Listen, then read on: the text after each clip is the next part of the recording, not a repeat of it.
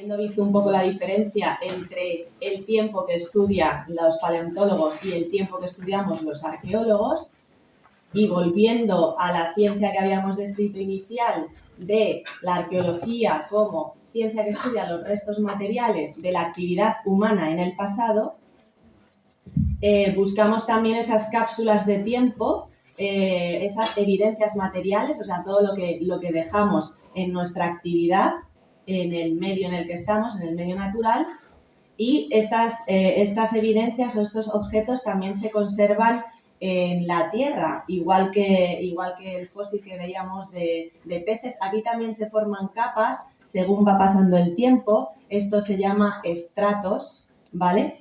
Y me gustaría, ahora tengo otra pregunta, si alguno sabe lo que significa la palabra yacimiento, que es que lo voy a usar como así en este ratito y quizás es una palabra un poco rara.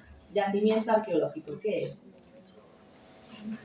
El lugar donde se encuentran restos antiguos. Genial. O sea, estamos ya definiendo lugar, o sea, es un espacio en el medio físico y tenemos que encontrar restos de personas que nos aporten información sobre la vida, de cómo éramos las sociedades antiguas. O sea, no todo es yacimiento arqueológico. Actualmente un basurero no es yacimiento arqueológico porque no nos aporta información sobre las sociedades pasadas, pero sí estudiamos basureros antiguos, por ejemplo, del Imperio Romano o de los visigodos.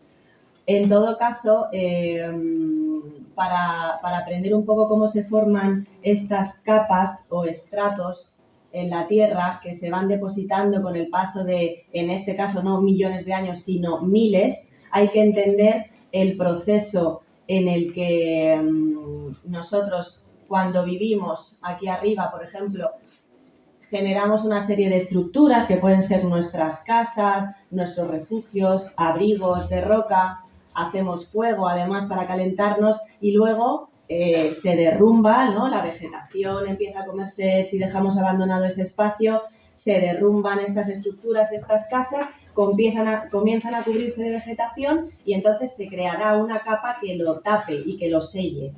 En la diapositiva anterior lo cuento para gente que son del cole, o sea que para vosotros va a ser súper fácil, pero estas capas que, por ejemplo, cuando hacemos una tarta de varios tipos de chocolate, vamos echando primero pues la de chocolate blanco, luego frutos rojos, luego chocolate negro y demás, son capas que vamos echando en sentido de primero echamos la de más abajo y luego al final nos encontramos la de más arriba. Aquí también está el dibujo de la papelerita donde están echando los restos de la merienda de cada día de la semana y entonces si luego excaváramos el cubo de basura, pues lo que primero encontraríamos sería lo último que hemos merendado el viernes y según fuéramos bajando estas capas de la tierra, pues llegaríamos a lo que merendamos el lunes. Al final es un poco una broma para hacernos idea que cuando excavamos a mano todos estos tacos de tierra que tenemos que ir quitando con las herramientas que veíamos al principio, en plan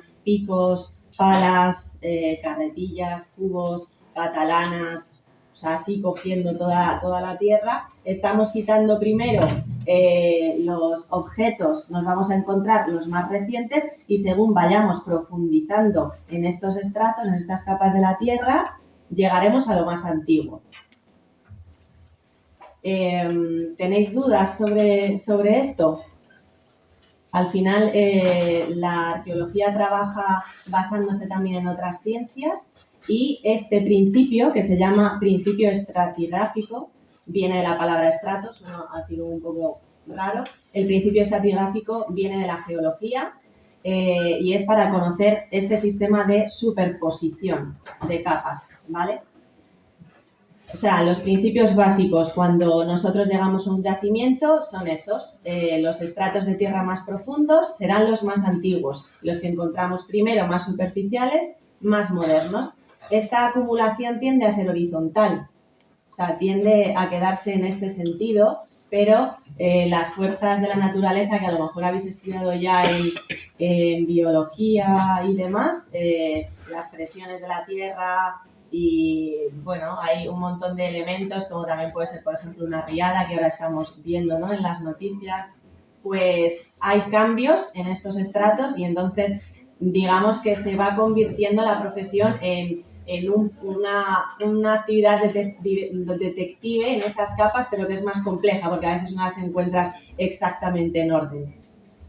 Vamos a seguir avanzando y vamos a ya hablar de los tipos de la arqueología, ¿no? Estos yacimientos que definíais súper bien como lugares en los que hay restos materiales de la actividad humana en el pasado. Esos restos son los que buscamos como evidencias para poder luego dar la explicación de cómo vivíamos en las distintas épocas previas a nosotros, y es muy interesante cómo, bueno, depende del tipo de yacimiento en el que estemos, hay un montón de tipos de arqueología.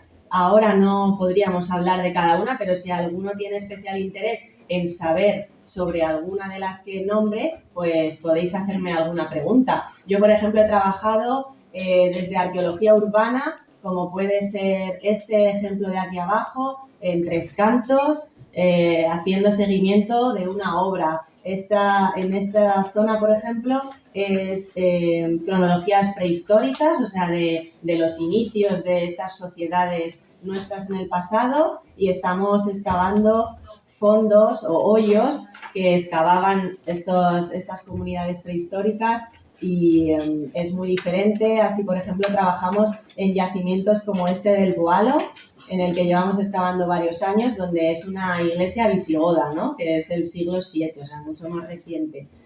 Encontramos, por lo tanto, como veis, pues arqueología urbana, arqueología de la muerte. Tenéis aquí un sarcófago con un enterramiento. Hay también arqueología del paisaje, que eso es cuando buscas entender cuál ha sido el proceso de transformación de las comunidades humanas al medio natural por medio de los cultivos, si construyes terrazas, por ejemplo, si cambias cursos de río. Eso sería una arqueología del paisaje. Arqueología de la arquitectura, seguro que sabéis de lo que, o sea, el propio nombre lo dice, ¿no? Es cuando estudias los distintos procesos en los que cambia un edificio antiguo. La iglesia de aquí de Soto tiene distintos momentos, y entonces la arqueología de la arquitectura se dedicaría a eso. Arqueología industrial, o sea, vas a las industrias antiguas y entonces estudias también cómo eran estos procesos industriales que nosotros ahora tenemos ya interiorizados, pero han ido cambiando a lo largo también de los siglos. O arqueozoología, si alguno le llama el nombre, de zoo, ¿no? Fácil, o sea, esos son los arqueólogos que estudian los animales que estaban en relación, claro, con las comunidades. Y arqueología de campos de batalla también, o sea, donde se han producido las guerras desde la prehistoria hasta la actualidad. Luego vais a ver una aplicación de otro tipo de arqueología que hablaré al final, que es la que va unida con la memoria histórica. ¿Alguno le llama la atención alguna de estas, de las que he nombrado? ¿Queréis hacerme alguna pregunta?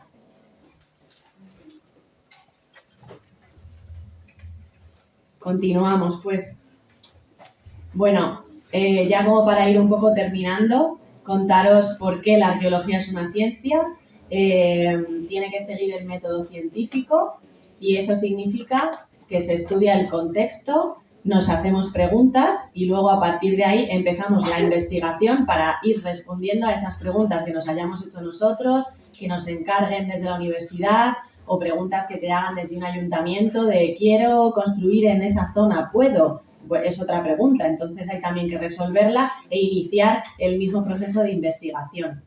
Ese primer momento o etapa de la investigación pues se basa mucho, como he puesto aquí, en la observación y el estudio del contexto, y con eso se va respondiendo a preguntas que pueden ser muy interesantes, como es hablar del paisaje arqueológico de una zona. Entonces, aquí estamos en Soto. ¿Conocéis alguno los yacimientos que tenéis en este pueblo en el que está el instituto? Vuestro instituto, quizás sois de otros pueblos, pero ¿no os suena? Pues tenéis un montón de cosas muy interesantes. He puesto aquí solo 3 imágenes, pero hay más. Gracias al estudio, por ejemplo, de la cartografía, que esos son los mapas antiguos, se pueden recrear cómo eran los espacios de cultivo y los usos de agua que había aquí en Soto del Real, muy importantes. Había un montón de molinos y de conducciones del agua para roturar espacios nuevos, ¿no? Y plantar en zonas de cultivo. También se estudian las fuentes escritas y sale información, fuentes escritas que pueden ser en texto o en piedra, como por ejemplo esta lápida, es una inscripción que apareció en un yacimiento de aquí, de Soto, que se llama el Canso del Confesionario, o luego, estudiando el medio, pues vamos a la dehesa boyal que tenéis y se ven unos yacimientos que son de época visigoda también, que es lo que viene después del mundo romano, que quizá ese sí que le ubicáis más.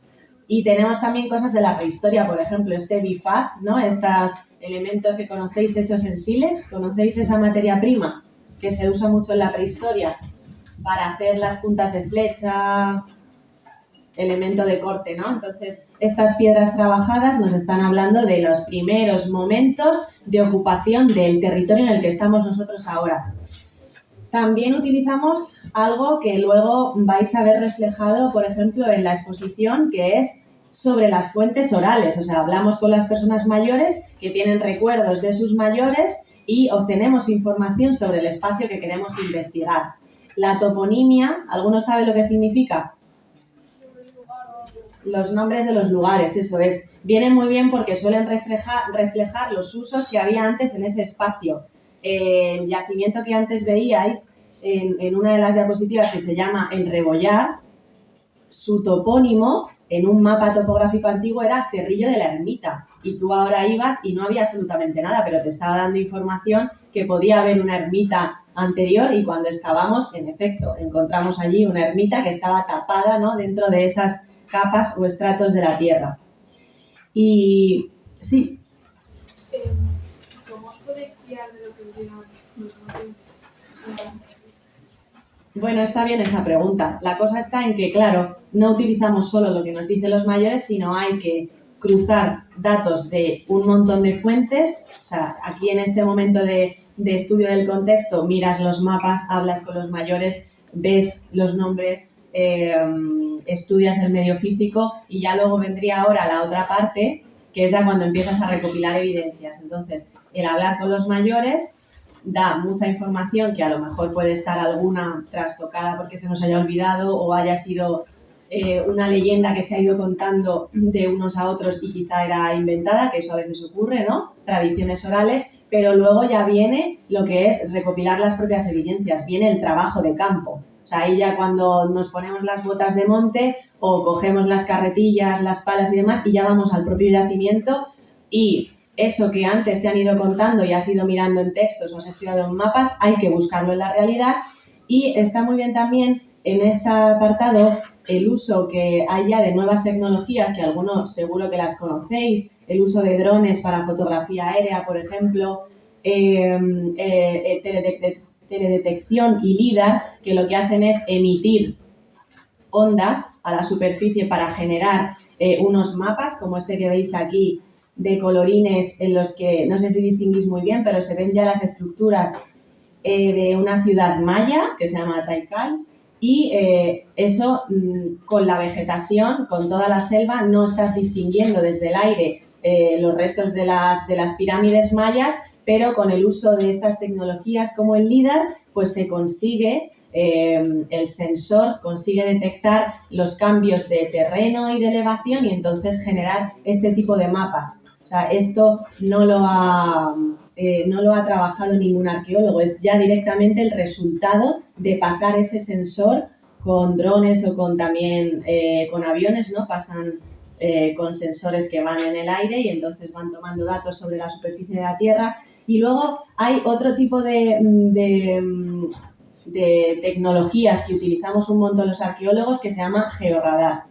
No sé si os suena eso, a lo mejor de alguna serie de la tele o algo. Bueno, al final el georradar es un elemento que se parece a una máquina de cortacésped que se pasa de manera física por encima de la Tierra, del espacio que quieras estudiar, y también emite unas ondas, en este caso son electromagnéticas, que entran en la Tierra y cuando chocan con un cambio de medio, o sea, que va por tierra suelta y de repente encuentra una losa de piedra, rebota y entonces el geofísico, que es el que estudia eso, le va creando como una serie de cortes o capas de la Tierra donde va distinguiendo lo que se llaman refracciones de esa onda que rebota. Y se crean también mapas donde nos ayudan a los arqueólogos a saber dónde excavar, por ejemplo, porque es como si tuvieras ya un poco rayos X en los ojos porque estás ya viendo un poco debajo de la tierra.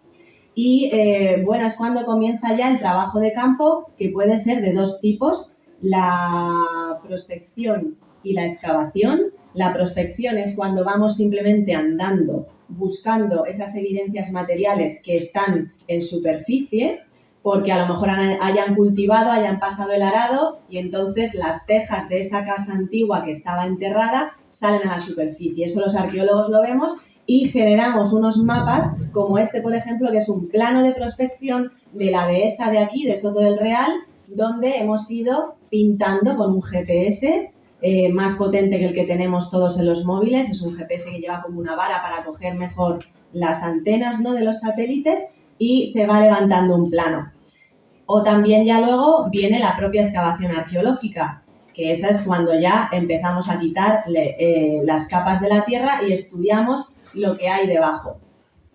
Siguiente parte súper, o sea, que motiva un montón después de haber excavado un yacimiento, que es hacer ya los estudios y analíticas que nos dan fecha. Nos dan, por ejemplo, para sacar la fecha se hace una cosa que se llama datación por carbono 14. ¿Alguno sabe lo que es el carbono 14? ¿Lo habéis dado? Es los materiales orgánicos, como nosotros mismos, durante la vida vamos acumulando este radiocarbono, carbono 14, y una vez que morimos, vamos perdiendo poco a poco el carbono que hemos acumulado y entonces cuando recuperas un resto orgánico, como puede ser este esqueleto que está aquí enterrado, que es del Dualo, le hacemos un pequeño corte para extraer un trocito del hueso y miden en un centro, en este caso lo mandamos a Sevilla, el Centro Nacional de Aceleradores, miden la cantidad de carbono y te dan la fecha con unos rangos un poco raros de leer, pero que nos hablan de los siglos en los que murió esa persona. Claro, no te dicen el día, ni la hora, ni el año exacto, pero sí es un marco de pues entre el 600 y el 750 después de Cristo, y entonces ya sabes que es del siglo VII. También se hacen analíticas de ADN antiguo. Aquí a este individuo se le hizo una analítica. Esa, como os imagináis, para saber los genes, buscamos por lo tanto parentesco entre personas que estén enterradas, como en este caso en la misma tumba. También con el estudio del ADN se saca la procedencia, y esto es un caso que luego vais a poder ver en concreto en la exposición, porque el ADN desde luego sirve también para identificar a las personas, como en este caso son los que fueron fusilados en el franquismo, que estaban desaparecidos, y entonces una vez que se recuperan sus cuerpos, luego lo vais a poder ver en la exposición, se les hace esta analítica para intentar llegar a su identificación. Sí. Igual la mayoría de isótopos para averiguar cómo descifrar cuántos años. Sí, justo, eso es. Tanto el carbono 14 como la genética lo que hacen es, en parte, bueno, el ADN no también, pero analizan los isótopos. Eso es, los que tenemos dentro del cuerpo. Y entonces, por ejemplo, los isótopos que hemos hecho a este señor que está aquí enterrado en el Boalo, que es del siglo VII, o sea, de hace 1500 años, por el agua que bebía y los alimentos que comía, los isótopos, el estudio que se ha podido hacer, ha dado que tenía una procedencia del norte de Europa. Si no consiguiéramos hacer esa analítica, que no se hacía en el siglo XIX, sino que es de la ciencia actual, que de la disciplina actual de la arqueología, no sabríamos, por ejemplo, su procedencia. También se hacen analíticas que se llama espectrometría, que son analíticas químicas, por ejemplo, del contenido del interior de esta botella, que está aquí enterrada junto a este señor que he dicho que procedía del norte de Europa. Una imagen en microscopio de lo que encuentran los químicos dentro de la botella, analizan el espectro, ¿no?, las moléculas, y también saben la naturaleza de esas moléculas, y en este caso fue muy interesante porque se pudo saber que dentro había un líquido. Quizá decís, bueno, es una botella, ya podíais saber que iba a haber un líquido, es cierto, pero hablaban, por ejemplo, que podía ser algo tipo al vino, porque salieron unas moléculas que están asociadas a los taninos del alcohol. ¿Qué se hace ya para ir terminando, ¿no? Una vez que ya hemos excavado, ya hemos analizado, pues ya luego lo que hacemos es formular las hipótesis de los modos de vida, por ejemplo, de época visigoda, o formulamos hipótesis sobre si este enterramiento que le vemos aquí colocado en una tumba, pues está claro que es intencional, y además podemos hacer reconstrucciones 3D de cómo pensamos, después de haberlo estudiado, cómo los habían enterrado. Por otro lado, si por ejemplo encontramos, como vais a ver luego, una fosa en la que están los individuos colocados de manera desordenada, no están en enterramientos únicos, por la cultura material, ¿no?, los objetos que llevan, por ejemplo, ya nos pueden ir dando pistas, que eso no son enterramientos intencionales, sino que pueden ser que sean de una fosa común. Y si luego, por ejemplo, lo cruzamos con datos como esta imagen que veis aquí, que hay un agujero, ¿lo distinguís? En la mandíbula hay una perforación circular, que eso es la entrada de un proyectil de arma de fuego en la mandíbula, pues entonces ya, bueno, o sea, la hipótesis va siendo cada vez más clara, ¿no? Tenemos unos enterramientos en fosa y esas personas han muerto, ha tenido una muerte violenta, pues ya nos está indicando, por ejemplo, que estas personas fueron fusiladas. Entonces se obtienen conclusiones en base a toda esta aplicación de distintos métodos.